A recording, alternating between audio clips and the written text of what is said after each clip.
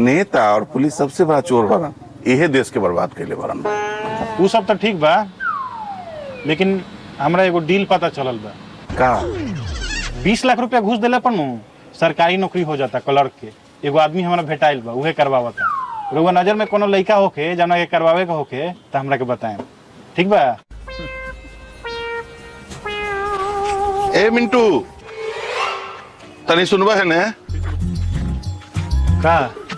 ए मिंटू, हमार लड़का जोन बानू वो घर में बेरोजगार बैठल बा, और जोन आदमी से बात भइल रहे नौकरी लगावे खातिर, ओकरा से बतिया ना, हम व्यवस्था करके दे पैसा तारा। अभी तो रउआ कहतनी हाँ कि देश के नेता पुलिस बेईमान बा, और रउआ मौका मिलल कि घूस दे के नौकरी हो जाए तो रउआ तैयार हो गई। ये देश नेता और पुलिस के ईमानदार हो गए से ना सुधरी। ये देश तब सुधरी जब हम और रउआ ईमानदार हो जाए।